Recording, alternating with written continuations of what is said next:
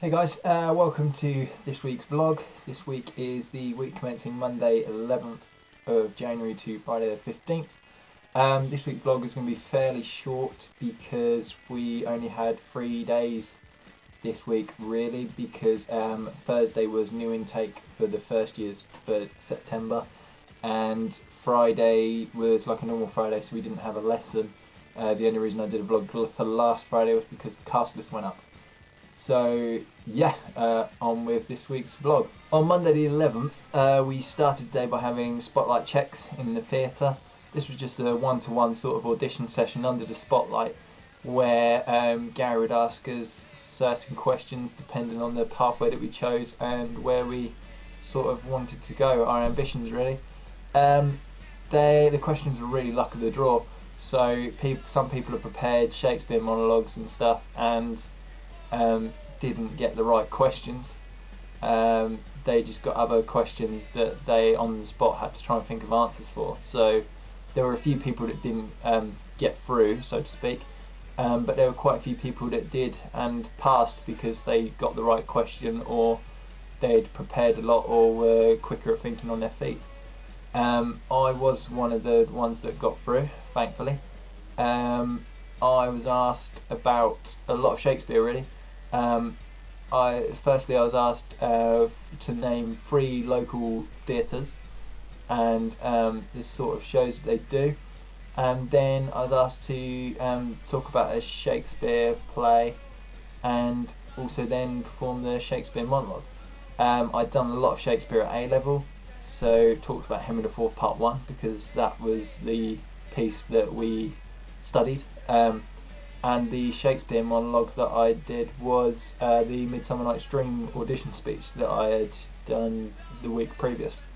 Then we went on to our normal lesson on a Monday with the Year 2 dramas and looked at some poetry because we're doing Shakespeare and the Year 2s have done Shakespeare in the past. And there's a lot of rhyming couplets and everything in there, and we just needed to make sure that we weren't going to get lost in the rhythm of Shakespeare. So the poem that we looked at was Charles Augustus Fortescue by Hilaire Belloc. I have it here. Basically, we read the poem and annotated it, divided it up into staves and sections, and looked at rhyming couplets and the fluidity of the rhythm, and then performed it to the rest of the group by the end of the lesson. So yeah, I personally felt that quite reassuring because I had been given the script for Midsummer Night's Dream, and Oberon has got a lot of monologue and just major dialogue lines which have all got rhyming couplets and everything, and it's very easy to get lost in the rhythm. So by studying Hilaire Belloc and Charles Augustus Fortescue, I was able to see that you don't have to get lost in the rhythm, you can sort of claw yourself back out of it. So on Monday afternoon we had our usual lesson, just the Year 1 dramas, level 3 dramas, and we looked at 3 plays because we were looking at naturalism and expressionism, and also breaking the fourth wall and alienation.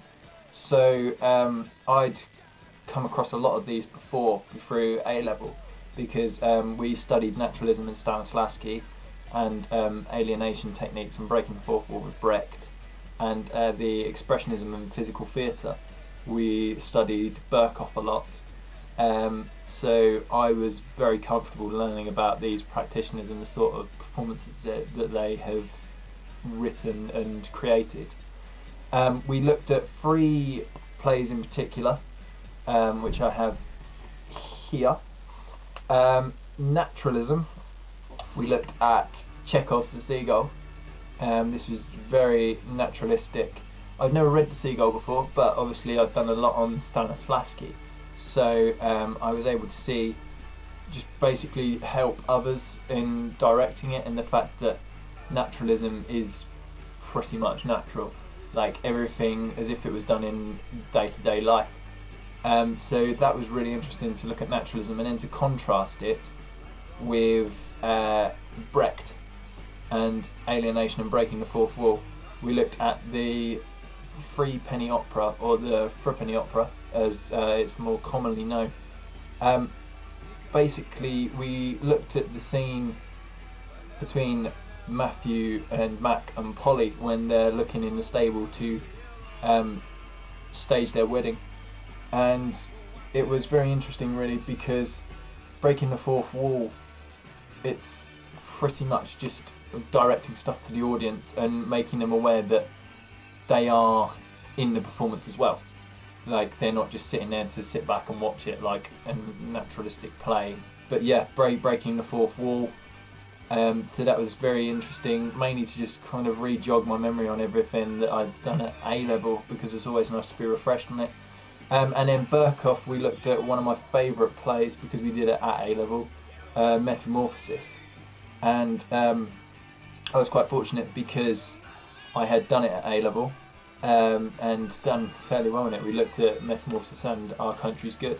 But with Metamorphosis, I was lucky enough that I was chosen to help direct this scene, the opening scene, and it was really interesting because it literally just re-jogged my whole memory on how we set it all at A-level when we were studying it. So I was able to pretty much set it exactly the same as how we'd done it before, which was really nice really. But it reopened my eyes really to expressionism and physical theatre, because I'd done these in year 12, and then year 13 was more independent, so it's basically been a year and a half since I studied these, so it just re-jogged my memory and opened it all back up really, and it's all back in there sort of thing. So yeah, that was Monday. On Tuesday we had our Midsummer Night's Dream lesson in the afternoon. There isn't much in the performance where all of us are on stage together, and as this was our first lesson, we went straight to the end of the piece and looked at the final lines which the whole cast says together.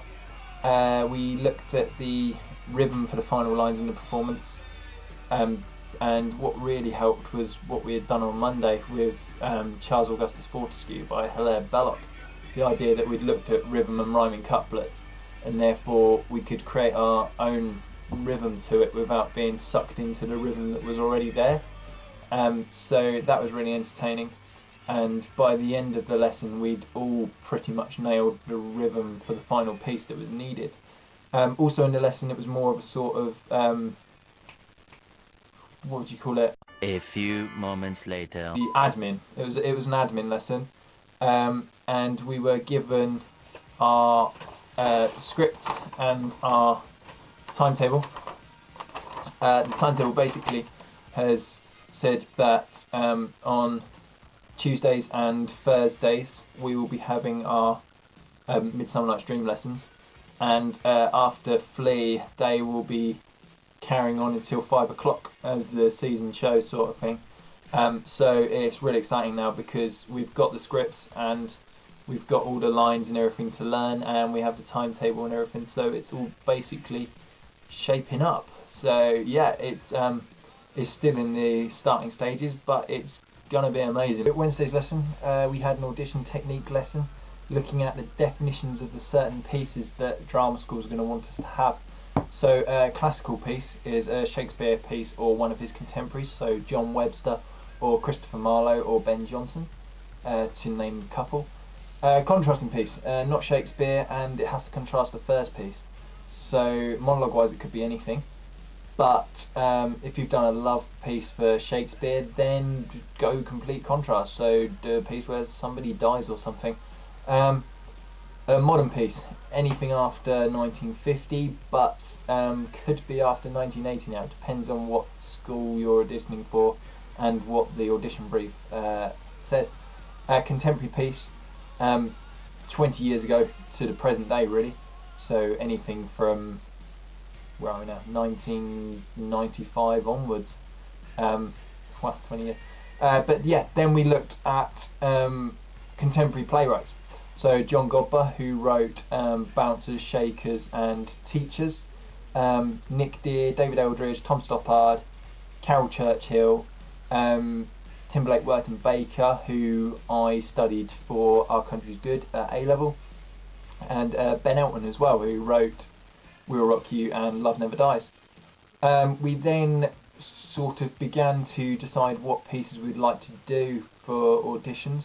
I'm fairly well certain that my Shakespeare monologue is going to be the Harry Percy monologue from Henry IV Part 1 that begins, I know you all and will a while uphold the unyoked humour of your idleness.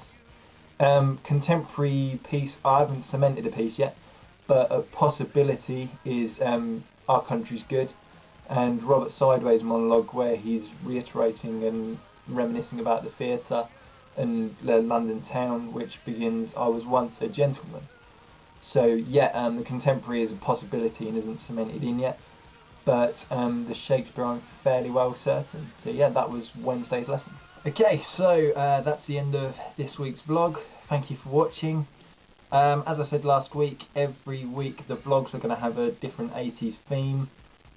This week has been really a tribute week because we very sadly lost two of the greatest influences I've had on my sort of acting pathway.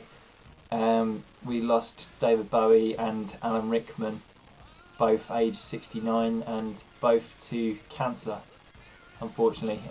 So yeah, it's been a fairly sad week, but their legacies will live on, and well, just thank you for everything they've done in their chosen art forms. But yeah, as I was saying, it's every week I'm going to do sort of something different as 80s. This week I chose to honour Alan Rickman in the 1988 film Die Hard, where he played the German terrorist Hans Gruber, which I honestly think is one of his greatest roles and may even be pushing it greater than Professor Snape. But yeah, rather than Gruber, I have worn the white vest in true John McClane fashion. That's Bruce Willis's character in Die Hard. So yeah, and in the background you've heard David Bowie's music, just as a tribute to him really for everything that he's done. Both their legacies will live on, and yeah, it's been a sad week, but it's made us realise what they gave to us and how they changed their chosen art form.